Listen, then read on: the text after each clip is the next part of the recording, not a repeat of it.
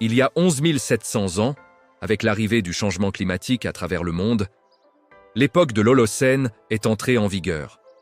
Sortant des affres de l'âge glaciaire du Pléistocène pour entrer dans le monde que nous connaissons aujourd'hui, les premiers humains s'étaient établis à travers la majeure partie du monde de l'Amérique, à l'Australie, et étaient prêts à conquérir le monde. Les menaces majeures du Pléistocène avaient disparu. La mégafaune dangereuse, les glaciers qui s'effritaient et les vents glaciaux avaient pour la plupart disparu, et l'humanité se tenait au seuil de la civilisation. Au Moyen-Orient et dans une grande partie de l'Europe, les premiers humains s'étaient installés dans des établissements permanents et étaient apportés par une avancée technologique majeure, l'agriculture. Ce monde n'était pas sans défis. Des animaux dangereux menaçaient encore certains établissements. Des bandes de pillards créaient les origines de la guerre, et la maladie était toujours une menace rampante. Cependant, les innovations étaient en train de naître et les populations croissaient, et la sécurité pouvait être trouvée dans les proto-villages qui apparaissaient à travers le monde antique.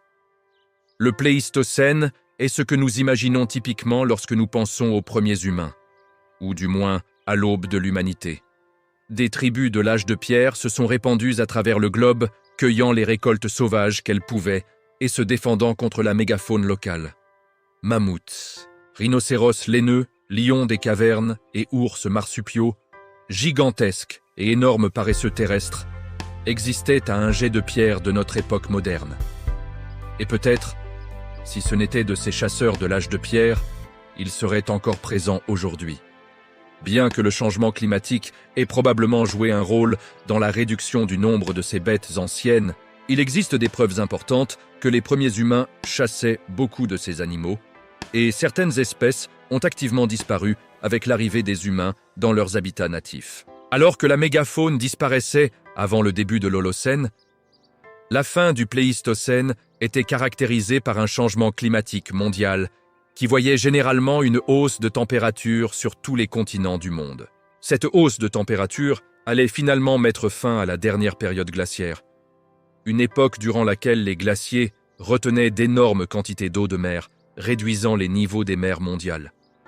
La baisse des niveaux de la mer à travers le Pléistocène a conduit à la présence de plusieurs ponts terrestres qui aujourd'hui sont submergés sous les vagues. En utilisant ces ponts terrestres, les gens et les animaux ont pu accéder à des zones qui sont maintenant isolées, comme l'Amérique du Nord et l'Australie. Lorsque les températures ont augmenté, les glaciers ont fondu, libérant une grande partie de l'eau qui était piégée en leur sein. De si grandes quantités d'eau ont été libérées que les niveaux de la mer ont augmenté de plus de 120 mètres ou 400 pieds à la fin de l'âge glaciaire. C'était un processus graduel qui ne s'est pas produit au tout début de l'Holocène. Les glaciers ont commencé à fondre il y a environ 19 000 ans, et la fonte a atteint son apogée, mettant ainsi fin au dernier maximum glaciaire, entre 11 000 et 10 000 ans. Par conséquent, la fin de l'âge glaciaire coïncide avec le début de l'Holocène. Alors que les températures augmentaient et que la glace fondait, les environnements à travers le monde ont également commencé à changer. C'est ce qui a conduit au déclin naturel de la mégafaune, là où les humains n'en étaient pas directement responsables. Certains animaux étaient trop spécialisés pour faire face aux changements dans leur monde et ne pouvaient donc pas s'adapter, les condamnant au passé ancien pour toujours. L'un des changements les plus drastiques dans les habitats peut être trouvé à travers l'Eurasie. Durant le Pléistocène, l'Eurasie était caractérisée par la puissante steppe à mammouth, le plus grand habitat continu du monde dans l'histoire naturelle connue. La steppe, composée de vastes prairies sèches, de plaines ouvertes et de collines rocheuses, s'étendait de la péninsule ibérique à l'ouest jusqu'à ce qui est aujourd'hui la Chine à l'est. Au nord, elle s'étendait depuis le cercle arctique et couvrait des terres aussi loin au sud que l'Europe méridionale et le Moyen-Orient. La steppe à mammouth supportait des nombres colossaux de mammifères mégaphoniques tels que les rhinocéros laineux, les ours des cavernes, l'élan irlandais, l'élasmotherium et, bien sûr, le légendaire mammouth laineux. Les premiers humains se sont bien adaptés à la steppe, établissant des campements temporaires nomades à travers celle-ci alors qu'ils se déplaçaient avec les troupeaux et chassaient la mégafaune, peu importe sa taille. Des environnements tels que la steppe à mammouth ont disparu alors que la terre devenait plus humide et plus chaude, ce qui a vu les plaines reculer en faveur de forêts luxuriantes à la fois décidues et conifères, selon l'emplacement. Les plus grands animaux laissés derrière dans la terre, autrefois gouvernés par les mammouths, incluaient maintenant les bisons, les cerfs, les aurochs, les loups, les chevaux et les chameaux. Les humains ont bien géré le changement et se tenèrent bientôt au seuil de certains des plus grands changements que notre espèce ait jamais connus. Pour la plupart, les humains au tout début de l'Holocène étaient encore des chasseurs-cueilleurs. Ils comptaient sur la chasse des vastes populations de mammifères ongulés qui pouvaient être trouvés partout dans le monde en utilisant leurs lances à pointe de pierre acérées et leurs propulseurs. À ce stade, les plantes sur lesquelles ils comptaient, baies, racines, graines et tubercules, poussaient à l'état sauvage. Mais cela était sur le point de changer. Entre 10 000 et 12 000 ans dans certaines régions du monde, principalement le croissant fertile, dans ce qui est maintenant le Levant et le Moyen-Orient, les humains ont commencé à s'installer dans des communautés permanentes qui ne se déplaçaient pas avec les migrations saisonnières des animaux. Cela a coïncidé globalement avec le début de l'agriculture dans les communautés anciennes du monde, ce qui n'était pas un événement unique, mais une série d'innovations indépendantes, influencées par le changement environnemental et l'arrivée de migrants humains dans des établissements où l'agriculture n'avait pas été développée. Cette nouvelle aube de l'agriculture et de l'établissement de colonies était connue sous le nom de révolution néolithique. L'agriculture a commencé lorsque les humains ont saisi le concept de la domestication des semences. Dans le croissant fertile, les humains ont commencé à planter des céréales et, avec beaucoup d'essais et d'erreurs, ont réalisé qu'ils pouvaient les semer et les récolter de manière répétée, année après année. Cela fournissait essentiellement à condition que les récoltes ne faillent pas un approvisionnement infini de nourriture, ce qui signifiait que les humains n'avaient pas à passer autant de temps à chasser et à cueillir dans la nature pour obtenir de la subsistance. Bien sûr, la chasse avait toujours lieu. Mais planter des semences signifiait également que les humains n'avaient pas besoin de voyager constamment à la recherche de nouveaux territoires. Il y avait théoriquement un approvisionnement constant de nourriture à la maison. Au fil des siècles, les humains ont commencé à prendre note des caractéristiques favorables dans leur culture pour s'assurer qu'ils obtenaient les plantes les plus grandes et les plus résistantes année après année. Choisir de semer les graines de plantes saines avec des racines solides et de grandes récoltes. Par exemple, assurerait l'accès à la meilleure nourriture possible au fil du temps. C'était l'aube de la reproduction sélective dans les plantes. En 9500, avant J-C, les cultures fondatrices néolithiques ont été domestiquées, qui allaient jouer des rôles énormes dans les régimes alimentaires des peuples anciens à travers le monde. Ces cultures, l'épeautre, l'engrain, l'orge, les pois, la vesse amère, les pois chiches, les lentilles et le lin, peuvent être trouvées sur des sites archéologiques à travers la majeure partie du croissant fertile et les zones adjacentes et étaient récoltées en masse. Progressivement, l'agriculture s'est répandue vers l'extérieur depuis le croissant fertile. Les communautés égyptiennes très anciennes, vivant sur les rives du Nil, ont commencé à cultiver leurs propres récoltes autour de 8000 avant J-C, avec des agriculteurs anciens en Chine plantant des rizières à peu près à la même époque. Les agriculteurs des Amériques découvriraient indépendamment l'agriculture peu après. Mais différentes variétés de cultures étaient disponibles dans le Nouveau Monde. Ici, le maïs était un aliment de base, mais les tomates, les pommes de terre, les poivrons, les haricots et les courges les accompagnaient. L'agriculture arriverait en Europe occidentale beaucoup plus tard, se propageant par la Grèce alors que les gens échangeaient des cultures et migraient d'un endroit à l'autre. Lentement, les populations de chasseurs-cueilleurs ont disparu du continent et bientôt du monde entier. Seules les communautés les plus isolées sont restées chasseurs-cueilleurs. Et certaines tribus, vivant de manière extrêmement reculée, comme celle de la forêt amazonienne, continuent de chasser et de cueillir aujourd'hui. L'agriculture a apporté plus d'avantages qu'un simple approvisionnement régulier de nourriture. Cependant, avec plus de nourriture qui arrivait, plus de personnes pouvaient résider dans un établissement. Avec plus de personnes dans un établissement, plus de défense était assurée et la technologie pouvait prospérer. Ce n'étaient pas seulement les plantes qui ont été domestiquées pendant la révolution néolithique. Les animaux allaient bientôt entrer sous le commandement et le domaine de l'humanité pour la viande, le lait, les fourrures, le travail et la compagnie.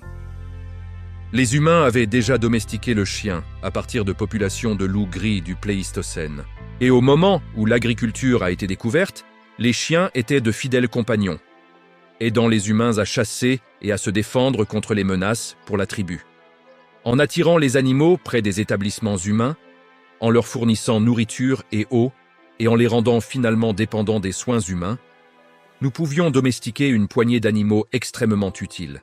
Maintenant, nous aurions un approvisionnement régulier de viande ainsi que de plantes, ce qui ajouterait encore une autre couche de fiabilité à la vie dans un établissement. La domestication du mouton et de la chèvre était parmi les premières des avancées de l'Holocène en matière d'élevage, à partir de populations sauvages de mouflons et de bouquetins respectivement. Cela s'est produit pour la première fois il y a environ 11 000 ans et a permis aux humains d'obtenir un accès régulier à la viande et au lait, ainsi qu'à la laine dans le cas du mouton. La laine pouvait être utilisée pour fabriquer des tenues plus chaudes, pour se protéger des nuits froides et des hivers. Et comme la viande était disponible de manière saisonnière, année après année, cela signifiait que les humains n'avaient plus besoin de compter entièrement sur les peaux d'animaux sauvages pour se protéger des éléments. Peu après, il y a environ 10 500 ans, les premiers bovins ont commencé à apparaître dans les établissements humains, descendants de l'aurochs maintenant éteint. Les bovins étant beaucoup plus grands que les moutons, pouvaient fournir une plus grande quantité de viande et de lait, mais pouvaient également être utilisés éventuellement pour tirer des charrues et des charrettes qui réduiraient encore la quantité de travail manuel nécessaire des humains dans les établissements. Puis en 8500 avant JMC, les humains ont domestiqué pour la première fois le porc. Descendant du sanglier sauvage qui était et est toujours répandu à travers l'Eurasie, le porc était encore une autre source de viande. De plus, le fumier de tous ces animaux pouvait être utilisé pour fertiliser les cultures année après année, offrant un avantage à la qualité et à la quantité des plantes obtenues lors d'une récolte. Au fil du temps, les ânes et les chevaux ont suivi le mouvement. Utilisés initialement pour la viande et le lait puis pour le travail, les chevaux se sont rapidement trouvés comme monture, une forme très précoce de transport rapide. À cheval, un humain pouvait couvrir du terrain beaucoup plus rapidement, qu'il voyage d'un établissement à l'autre ou qu'il parte en guerre. Progressivement, de plus en plus d'animaux se sont retrouvés sous les soins des humains. Les chats, les poulets, les cailles, les chameaux, les cochons d'Inde, les buffles, les yaks, les pigeons et les canards ne sont que quelques exemples d'animaux que nous avons domestiqués au cours des années suivant l'avènement de l'agriculture, qui sont utilisés pour d'innombrables tâches et objectifs. Avec le pouvoir des animaux et des plantes au bout de nos doigts, il ne faudrait pas longtemps avant que les premières civilisations émergent dans les anciennes affres de l'Holocène. L'une des forces motrices derrière l'avancement technologique au début de l'Holocène était la découverte et l'utilisation du métal. Il y a environ 8000 ans, les premières preuves de travail du métal apparaissent dans les archives archéologiques, qui se présentent sous la forme de petits morceaux de cuivre qui ont été enfilés ensemble pour former des perles décoratives. Ces premiers exemples de travail du métal proviennent du croissant fertile, spécifiquement dans ce qui est aujourd'hui le nord de l'Irak.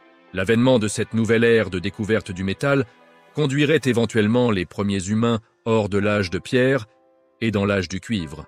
Bientôt, les humains découvriraient que le métal était plus durable et fiable que la pierre. Et progressivement, les outils en pierre ont été éliminés au profit de ceux en cuivre.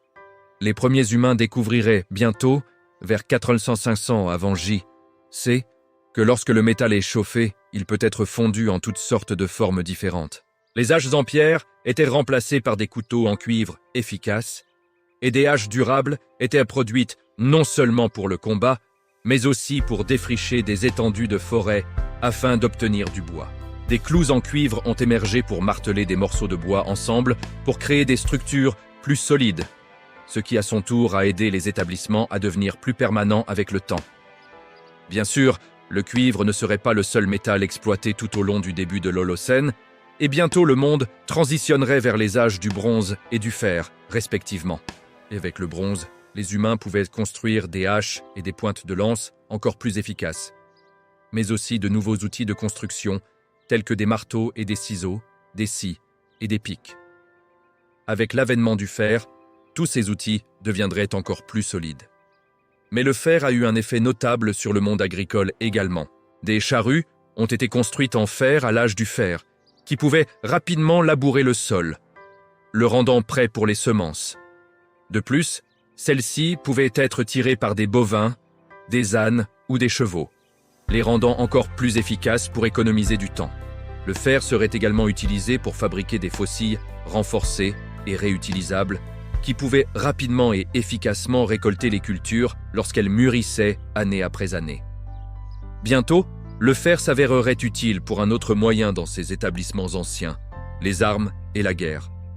On pense que les humains ont peut-être participé à des guerres basiques depuis l'âge de pierre, où des pillards tribaux envahissaient les territoires d'autres pour obtenir des ressources pour les leurs. Le néolithique montre de grandes preuves de cela dans des événements tels que le massacre brutal de Schlitz dans ce qui est aujourd'hui l'Autriche. Vers 5000 avant J.C., plus de 200 individus ont été tués par un traumatisme contondant à la tête, leurs crânes fracturés avec des pierres polies.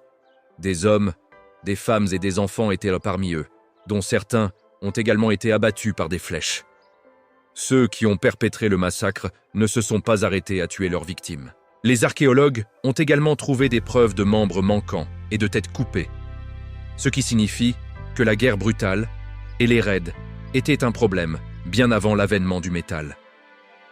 On ne sait pas spécifiquement qui étaient ces pillards, mais pour maîtriser tant de personnes, ils étaient probablement puissants et tentaient probablement soit de prendre des captifs, soit de voler les provisions de leurs victimes pour faire avancer leur propre établissement. Lorsque les victimes ont été tuées, les pillards ont jeté les corps dans une tranchée où certains d'entre eux semblent avoir été consommés par des animaux sauvages. La brutalité, semble-t-il, caractérisait certains groupes d'humains dès le début. L'exploitation du métal a permis aux humains de mieux se défendre, mais elle a également permis à des attaques comme celle-ci de devenir plus fréquentes. Certains outils en fer, tels que les couteaux et les haches, servirent également d'armes défensives à l'âge du fer. Mais les premiers humains pouvaient également renforcer les armes existantes avec du métal, les rendant plus durables et plus meurtrières. Les épées sont entrées en jeu vers 3300 avant J.C. Et les humains ont bientôt commencé à équiper les lances et les flèches de pointes métalliques acérées. Celles-ci pouvaient être utilisées pour la chasse et la guerre, ce qui signifie que ces peuples anciens avaient maintenant besoin d'un moyen de se défendre contre les attaques. Alors que les peaux d'animaux pouvaient être tannées pour produire des vêtements en cuir de base qui fourniraient un degré de défense contre les attaques, la découverte du cuivre, du bronze et du fer signifiait que les humains pouvaient s'enfermer dans des costumes d'armure métallique pour réduire considérablement le risque d'être tués dans un raid ou une bataille. Certaines des premières armures proviennent de la Grèce préhistorique où des exemples tels que la panoplie de Dendra montrent une combinaison de protection corporelle complète faite de bronze. Une armure à écailles serait bientôt produite à travers l'Eurasie et l'Afrique du Nord, qui formaient les bases des ensembles d'armures historiques que nous associons à ces régions aujourd'hui. Alors que les humains commençaient à progresser hors du Pléistocène et dans l'Holocène, il est devenu clair que leurs croyances, à la fois culturelles et spirituelles, se développaient avec eux. Certaines des plus grandes perspectives sur ces pratiques anciennes proviennent de Starkar, un site archéologique situé dans ce qui est aujourd'hui le comté de North Yorkshire, dans le nord de l'Angleterre. D'environ 11 200 à 10 600 ans, les humains de l'Holocène précoce ont prospéré ici et ont laissé derrière eux une richesse d'informations sur la façon dont ils vivaient leur vie. Ici, cependant, parmi les preuves de travail du bois et de chasse, d'étranges artefacts qui ressemblent à des coiffes ont été trouvés. Créés à partir des crânes et des bois de cerf rouge qui auraient été abondants dans la région il y a des milliers d'années, ces objets avaient probablement une signification religieuse ou spirituelle avec des prêtres ou des chefs, les portant lors de rituels de danse et de cérémonies. Cette communauté mésolithique avait probablement un système de croyances lié au monde naturel, avec plusieurs divinités créant un panthéon qui pouvait les aider à expliquer le soleil et la lune, le vent et la pluie, et les rivières et les mers. Il n'y aurait probablement pas eu d'institutions religieuses formelles telles que des temples à Starkar, et à la place, les histoires des dieux auraient été transmises autour de feux de joie et de festins suivant les chasses. Plus tard au néolithique, des lieux de culte désignés commencent à apparaître. Sur le site de Çatalhöyük, dans ce qui est aujourd'hui la Turquie, des structures ressemblant à des sanctuaires ont été trouvées au milieu des bâtiments étroitement emballés qui peuvent avoir permis aux locaux de placer des offrandes aux dieux ou de renforcer leurs croyances. Les premiers exemples de structures qui sont censées être de véritables temples peuvent être trouvés à Göbekli Tepe, en Turquie, qui ont été construits vers 9600 avant J.B.C. Ces structures monumentales auraient servi des objectifs similaires et auraient pu être les sites de rassemblements religieux ou cérémoniels pour ces peuples anciens. Une autre façon pour les humains de l'Holocène d'exprimer leurs croyances et leur identité culturelle était à travers le médium de l'art. Les sculptures et les peintures faisèrent depuis longtemps partie du répertoire humain avant le début de l'Holocène et n'ont fait que devenir plus complexes et complexes après que la glace ait fondu et que le monde se soit réchauffé. Des sculptures, souvent sous forme d'animaux et d'humains stylisés, apparaissent à travers les établissements du monde entier, ce qui indique probablement les liens forts de ces peuples et leurs croyances entourant le monde naturel et les processus de la nature.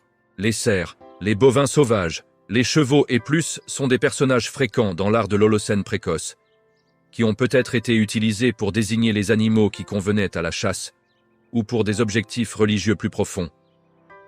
À la période néolithique, la nature de l'art a changé une fois de plus, en particulier avec le développement de la poterie à travers le globe. La poterie pouvait être peinte avec des charbons et des ocres et dépeignait souvent tout, des personnes et des animaux, aux motifs géométriques de base tels que des bandes ou des zigzags.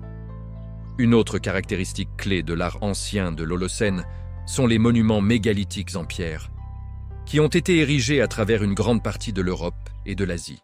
Ceux-ci pouvaient en prendre diverses formes. Les menhirs étaient les plus courants, qui étaient des pierres debout, uniques, probablement utilisées pour des cérémonies religieuses et des réunions. Mais les mégalithes pouvaient également être utilisés pour créer des tombes et marquer des lieux de repos.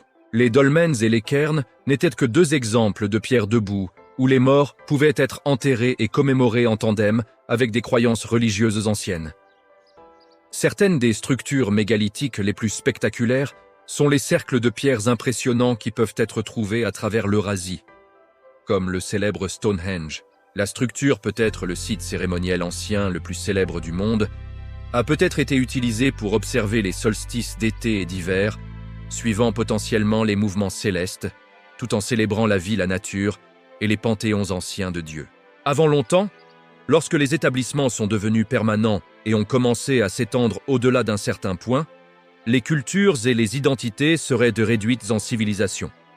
Encore une fois, le croissant fertile était parmi les premiers endroits sur Terre à abriter des civilisations avancées avec l'arrivée des Sumériens, vers 4000 avant J.C.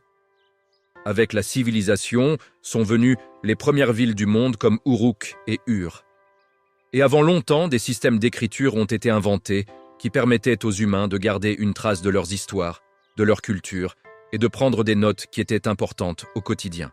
La civilisation se répandrait à travers le globe au cours des siècles et des millénaires suivants, se propageant d'abord en Asie du Sud et de l'Est, et éventuellement en Europe du Sud.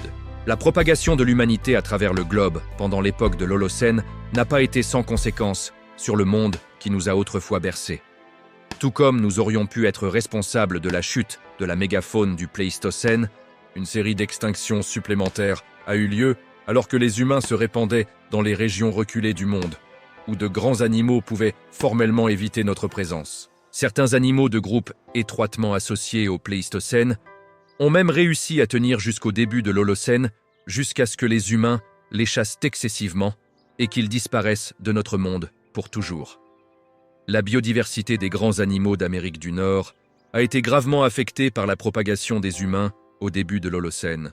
Après l'âge glaciaire, une partie de la mégafaune a survécu sous la forme de Notrothériops chastensis ou le paresseux terrestre de Shasta.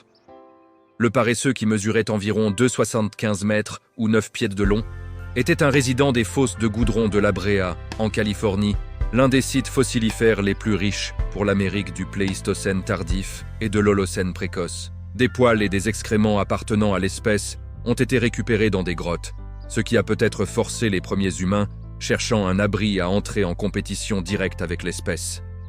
Ils ont peut-être également chassé le paresseux pour sa viande et sa fourrure, ce qui a finalement conduit à sa disparition il y a environ 10 000 ans. Une autre victime de l'Holocène était Servalces scotti, l'énorme élan orignal, un natif de ce qui est maintenant l'Est des États-Unis. Les derniers membres de cette espèce sont morts juste au moment où l'Holocène commençait il y a 11 500 ans. Et encore une fois, c'était probablement une victime de la chasse excessive. Compte tenu de la taille immense de l'animal, il aurait été une cible prisée pour des bandes d'humains nomades formant des établissements au début de l'Holocène qui voulèrent le chasser pour sa viande.